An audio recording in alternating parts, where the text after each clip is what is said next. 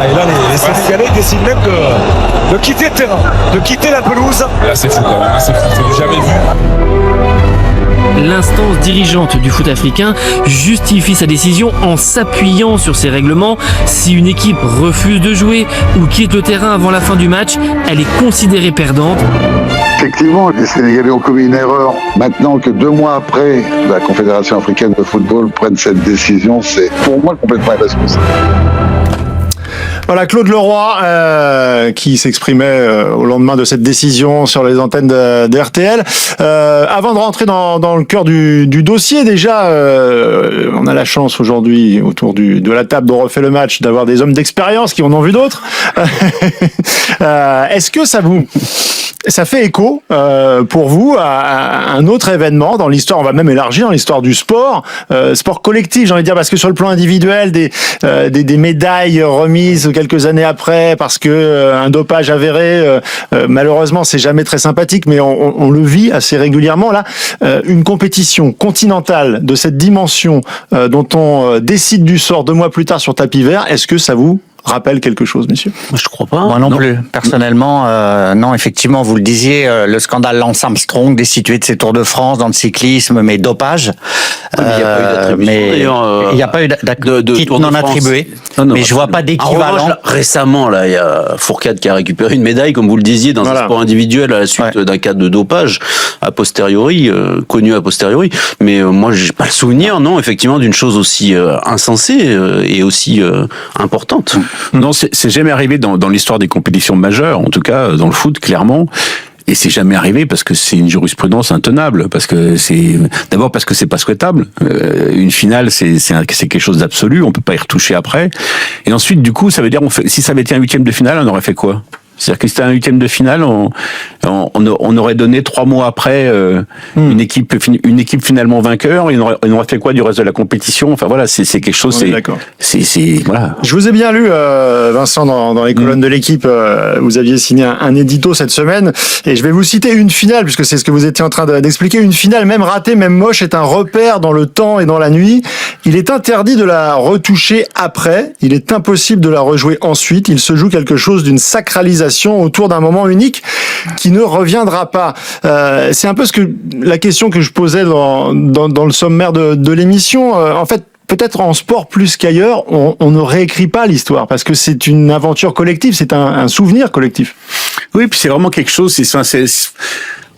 Pour moi, effectivement, on peut pas toucher à ça. Alors évidemment, peut-être que c'est pas un raisonnement qui se tient juridiquement, mais c'est un raisonnement qui se tient quand on aime ce jeu et quand justement une finale représente quelque chose de fugace. Parfois, c'est le rendez-vous d'une vie, c'est une seule chance dans une vie et voilà, il faut pas toucher à ça. Cette finale de la CAN, elle est quand même rentrée dans la mythologie du foot à sa manière, hein, un peu de guingois, un peu bancale, un peu sulfureuse, mais elle est rentrée dans la mythologie du foot et là elle en ressort quasiment presque immédiatement. C'est-à-dire que tout ce qui s'est passé est balayé par on va dire cette décision administrative extrêmement orientée, extrêmement contestable. Gilles Verdez. Puis si on en reste sur le plan du jeu, de l'expression du football, moi il y a quelque chose qui me gêne aussi considérablement, c'est le rôle de l'arbitre. C'est-à-dire que là, normalement, et dans les lois du jeu c'est inscrit, loi 5, l'arbitre est souverain. L'arbitre là, il a laissé reprendre, alors peut-être qu'il a fait une erreur, mais il a fait reprendre le jeu, il a sifflé la fin du match. Conséquence, le trophée a été remis, et là on dit, l'arbitre en fait, il n'a rien fait, alors maintenant on sort de faux rapports, il y aurait 2 rapports, ce qui est faux. Il a fait un rapport, il a entériné. L'arbitre est souverain, l'arbitre c'est le décideur. Si l'arbitre n'est plus souverain, vous vous rendez compte? Ça veut dire que l'action de l'arbitre va devenir aléatoire, donc elle va pouvoir être contestable sur les terrains. Les hommes en noir sont déjà fragilisés, il y a des problèmes souvent. Là on va dire, mais l'arbitre on s'en fout totalement, puisque de toute façon 2 mois après, on refait une décision. Et moi j'entends ce que dit Vincent sur la symbolique de la finale, mais moi je l'élargis un peu quand même, parce que alors dans ce cas-là on refait France-Allemagne 82, France-Brésil 86, il y a une faute totalement insensée du gardien brésilien sur Bruno Bellone à l'extérieur de la surface de réparation. D'ailleurs là on voit que le football a changé parce que Bruno Bellone il essaye d'aller vers le but. On refait des matchs qui sont entrés dans l'histoire de ce jeu sans cesse en fait. Et donc, on fait comment? Oui, C'est effectivement, pire qu'une, c'est la pire que la mythologie finale, parce du que comme foot. le dit Vincent, alors on rejoue quoi? On rejoue 3 matchs, 4 matchs, 5 matchs. Ça On veut fait dire qu'en comment? 1987, on aurait dit, écoute, Diego, t'es bien gentil, mais Exactement. t'as fait main contre l'Angleterre, donc en fait, finalement, t'es pas champion du monde, on va rejouer le 8e. Ah ben non, mais voilà. On annule peut-être l'un des plus beaux buts qui arrive après de l'histoire du jeu. On se repenche quand même un petit peu sur l'aspect réglementaire. On l'évoquait, mais sur l'aspect réglementaire, c'est implacable. Il y a le fameux article 82 qui est limpide. Si une équipe, pour n'importe quelle raison, se retire de la compétition, ne se présente pas à un match, refuse de jouer ou quitte le terrain avant la fin réglementaire sans l'autorisation de l'arbitre, elle sera considérée perdante. Donc ça, c'est gravé dans le marbre, c'est le règlement. Oui, Maintenant, c'est vous l'évoquiez, Gilles. Oui. Il y a le moment du match, Oui. il y a l'arbitre, le jeu est arrêté, il fait reprendre, et puis il y a une commission de discipline aussi Oui. qui arrive une semaine plus tard, qui se réunit avec le rapport de l'arbitre, le rapport du délégué, et 2 autres rapports complémentaires des services de sécurité. Et là, la première décision est claire, il y a des amendes qui sont décidées, mais pas évidemment de matchs annulés et d'autres vainqueurs. D'ailleurs, même on n'empêche pas le Sénégal de participer à la Coupe du Monde et on ne sanctionne pas le sélectionneur sénégalais. C'est-à-dire qu'on finalement, on est passé d'un extrême à l'autre. Absolument. Alors juste pour revenir sur le règlement, l'article 82-84, encore eût-il fallu que les Marocains posent réclamation. Mais évidemment, ils auraient pu poser réclamation, mais ils n'ont pas posé réclamation parce qu'ils allaient avoir un pénalty en leur faveur. Donc il n'y a pas eu réclamation. Donc c'est vrai qu'après dire on peut s'appuyer là-dessus, une fois que le match est entériné, ça me paraît folklorique. Après, moi, ce que je vais dire n'engage que moi, et j'ai un fort tropisme familial sénégalais, donc je suis honnête avant ce que je vais dire. Mais pour moi, c'est une magouille absolue de la CAF et de sa commission d'appel qui ont obéi aux injonctions de monsieur Infantino, président de la FIFA, lequel dès la fin du match d'ailleurs était fort mécontent et avait dit plus jamais ça. Je veux une jurisprudence. Il y aura plus d'équipes qui quittent le match. Et pour moi, 2 mois après, il a obtenu ce qu'il voulait, c'est-à-dire le fait que le Sénégal soit sanctionné. Mais ça n'engage que moi. J'ai tendance à penser que le tribunal arbitral du sport peut revenir sur cette décision. C'est pas sûr, évidemment, mais alors, la fédération sénégalaise va annoncer qu'elle irait devant le TAS. Mais après, au-delà de cela, et pour moi, le Sénégal a gagné la CAN. Et si j'étais joueur marocain, ce qui n'arrivera plus malheureusement, je ne voudrais pas d'une quelconque médaille en fait. Je n'en voudrais pas. Pour moi, ça n'aurait aucune saveur, aucune. Donc, et je pense vraiment que le sport, c'est lié d'abord à l'émotion. C'est-à-dire que moi, ce qui compte, notamment pour moi, c'est les renversements. C'est-à-dire que tu perds 2-0, tu gagnes 3-2. Moi, c'est ce qui me plaît dans le sport. Mais c'est lié à l'émotion que cela procure. Et t'es joueur marocain, très bien, tu vas avoir un titre sur ton palmarès, super. Et le peuple marocain qui attend ça depuis tant d'années, vous pensez vraiment qu'on va leur redonner la joie ? C'est fini. Le Sénégal a gagné. Il n'y a pas de bonne solution, Vincent Deluc. J'ai entendu certains dire, bon, à la limite, dans une situation comme celle-là, il faudrait presque la rejouer, cette finale. Non, il faut pas la rejouer. En fait, la commission de discipline, 15 jours après, aurait dû suspendre le sélectionneur sénégalais et exclure le Sénégal de la prochaine CAN. Voilà, ça aurait été une jurisprudence normale, proportionnelle à l'offense, etc. Mais changer le vainqueur, c'est pas possible, parce que le problème, c'est que les Marocains se réfugient effectivement derrière ce règlement. Mais en fait, ce règlement, ils en auraient rien eu à fiche s'ils avaient gagné.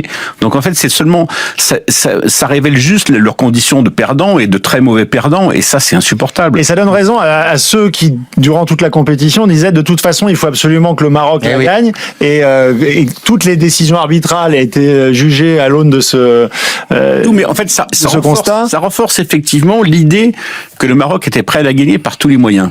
Et là, on est vraiment dans le champ de tous les moyens, et dans tous les moyens, il y avait les problèmes d'hôtel, il y avait les ramasseurs de balles ou les remplaçants qui se battaient pour la serviette d'Edouard Mendy. Enfin, D'ailleurs, des scènes absolument invraisemblables. la sanction a été amoindrie pour ces gens-là qui ont été embêtés le gardien sénégalais. Il faut quand même rappeler. Oui, les ça amendes ont été aussi. baissées, notamment. Oui, c'est bien, c'est original quand même. Ça veut dire que ça c'est moins grave, ça. Mais ça aussi, on l'avait jamais vu. Gilles je pense Verdez. pas. Jamais. Après, le Sénégal a un problème. C'est le problème qu'avait la France quand on s'est fait prendre les Jeux Olympiques par Londres, etc. C'est que le Sénégal est nul en lobbying. Et le Maroc est très fort en lobbying.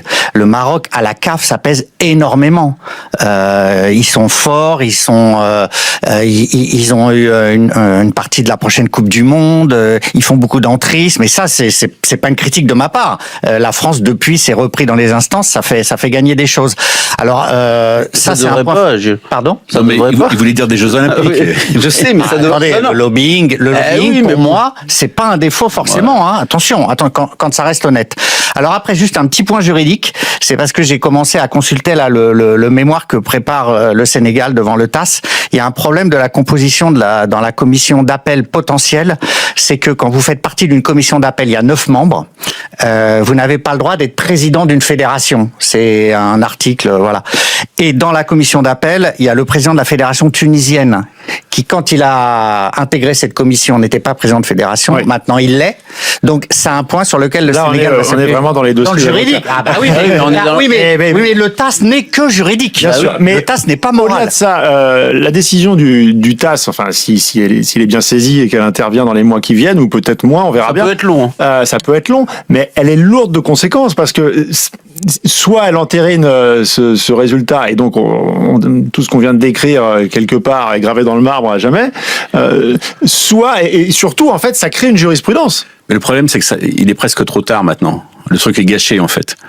Parce que si jamais le TAS donne raison au Sénégal, on va écrire que le Sénégal a gagné quoi sur tapis vert, ou alors que ça a confirmé leur victoire sur le terrain. Dans tous les cas, maintenant, c'est une canne qui est entachée par cette procédure. Et effectivement, on parlait de la responsabilité des hommes en noir, et aujourd'hui, les hommes en noir, c'est les avocats. Hein. Ils ont juste changé de boulot. Hein. Et Si c'est que la sachant CAN, qu'il y c'est avait déjà eu grave, mais surtout, toutes les compétitions à venir sont susceptibles d'être modifiées, changées, ou qu'on revienne dessus sûr. au regard de cette Et décision. pourquoi pas revenir sur le passé? Parce est-ce qu'il y a un délai de prescription sûr. en matière de football? Je suis pas sûr. Gilles, il y a aussi un événement qu'on va regarder avec intérêt la semaine prochaine, au Stade de France. Le Sénégal reçoit le Pérou pour un match qui était attendu par toute la diaspora sénégalaise, avec présentation du trophée, des médailles, concert de Youssou N'Dour et Booba, ouverture des portes à 14h. Ça va quand même être un dossier délicat à gérer aussi par la préfecture, par les services de sécurité, parce que ça peut être chaud. Oui, il va y avoir une grosse mobilisation des services de sécurité. Il y a des réunions déjà la semaine prochaine qui sont prévues parce que ça va prendre une importance fondamentale pour la diaspora. Alors, il y a 2 risques éventuels. C'est un excès d'enthousiasme qui pourrait conduire à un envahissement du terrain ou à des débordements de liesse, voilà. Parce que c'est vrai que cette présentation du trophée, elle aura bien lieu et tout le monde attend ça. Et puis, éventuellement, il faudrait pas qu'il y ait des heurts entre communautés sénégalaises et marocaines. Alors, je dis ça à titre préventif, bien entendu. Les services de sécurité seront mobilisés. Mais il faut pas que cette décision inique au niveau administratif provoque un choc entre les communautés. Donc, j'espère que non. Il faut vraiment un appel au calme. Et les Marocains eux-mêmes, la formidable communauté marocaine n'est pour rien dans cette histoire. C'est pas eux qui ont obtenu cette Mais déclaration. enfin, attention, parce situation de que conflit. le trophée va être présenté très bien, mais c'est quand même, je ne suis pas sûr, parce que c'est quand même un match FIFA, qu'on le veuille ou non. Vous connaissez les liens. Oui, est-ce qu'ils la vont FIFA, être autorisés à le mais- faire? Et s'ils ne le font pas, quelle sera la réaction? bien sûr. Parce que le C'est- rappel n'est pas suspensif, donc. Bien sûr. Donc ça c'est un gros problème. Il s'expose à des sanctions de la part de la FIFA, la fédération sénégalaise. Non, ça va Elle être s'expose. effectivement un dossier À suivre. à suivre. Pour conclure, parce que je trouve qu'il y a un côté un peu générationnel, je ne sais pas si vous l'avez constaté ces derniers jours, mais je trouve que les jeunes aujourd'hui ont plus tendance à dire le règlement il est comme ça. Et le Maroc, finalement, ils ont raison. Les jeunes Marocains, surtout. Moi, Je suis pas sûr que j'ai entendu au beaucoup de Sénégal, réactions. Les jeunes Est-ce que, Sénégalais. est-ce que vous ne trouvez pas qu'il y a un côté générationnel qui est lié aussi au fait à la VAR, à Alors- cette capacité à revenir sur la décision en fait après Votre théorie, mais qui est bien de nos âges, Philippe, ça consiste pour ça que je vous effectivement la à pose. dire que la disparition théorique de l'injustice grâce à la VAR crée une nouvelle morale autour du foot, en fait. Vous voulez dire que, comme l'injustice théoriquement a disparu, qu'on n'a plus les mêmes références qu'avant, qu'on n'accepte plus l'injustice de la même manière, Non, mais c'est on se global- réfugie plus facilement derrière le règlement. Ça s'étend dans la société Mais- en général. On voit Vous qu'aujourd'hui... pensez que la il y société a- se réfugie plus derrière la loi qu'avant? Non, mais on rouvre des dossiers. Il y a les Ah oui. cold cases en justice. C'est-à-dire qu'on n'hésite oui. pas à revenir des années oui. après. Oui. C'est devenu culturel aussi J'ai dans la l'impression société. quand même qu'il y a une forme d'unanimité raisonnable, voilà, autour de ce scandale. Je pense que l'immense majorité des gens, y compris les jeunes, parce qu'on en croise quand même encore quelques-uns, cher Philippe. On a vécu C'est l'émotion. pas parce que Moi, je croise des- moi, je croise- vous vivez dans les locaux d'RTL et que vous n'en sortez pas, mais il doit y avoir quelques Vous voulez jeunes dire qu'il y a aussi que des ici. vieux RTL? Non, il doit y avoir encore quelques jeunes ici, c'est juste que vous leur parlez pas, Philippe. Moi, je croise des jeunes de 45 ans, ils sont d'accord avec moi. On est bien d'accord. السلام عليكم ورحمة الله تعالى وبركاته. مرحبا بكم في قناتي، في قناتكم توفيق سبور. إذا كنتم راك تشاهدوا القناة ما تنساش تشتركوا على القناة وتفعلوا الجرس باش يوصلكم ديما جديد. كما شفتوا معنا فيديو اليوم تعليق الإعلام الفرنسي على قرار منح المنتخب المغربي لقب كأس إفريقيا، وكما قالوا ما قال لك يعني القرار صعيب شوية، كان خصو هو منطقي قانوني، ولكن التداعيات ديالو غتكون كثيره بزاف بحكم ان الحكم هو المسؤول على هادشي كامل. كان خصو ديك اللحظه كان ينهي المقابله، ما كانش توصل للاجراءات هذه. ولكن كما قالوا هادشي كيبين على فساد الكاف. يعني الكاف من ولا كيتجرأ ولا كيطالب الحكم باش ما يصفرش وما يعطيش بطائق. يعني خرجنا على النطاق الرياضي، خرجنا على النطاق ديال الانبساط ديال كره القدم. يعني هادشي غيأثر بزاف، ولا سيما ان السنغال كانت مستعده باش تحتفل في المقابله ديال الوديه اللي غتجرى في فرنسا. كان وجد كلشي الكاس وكلشي باش يدير واحد الاحتفال كبير. ولكن دابا القرار اللي خرج دابا شو المعطيات ديالو غتكون، حيت المقابله منظمه على اساس تحت لواء الفيفا، يعني توقف فيفا. يعني الفيفا اذا مشات تدير هذا الشيء قدام الفيفا يعني غتكون عواقب اخرى كثيره بزاف. خلاصه القول، كنتمنى الفيديو يكون عجبكم، ولا عجبكم تمنى تخلونا ارائكم في لي كومونتير، ولا كان ممكن دعمونا بلايك واشتراك، وشكرا، والى اللقاء في فيديو قادم ان شاء الله.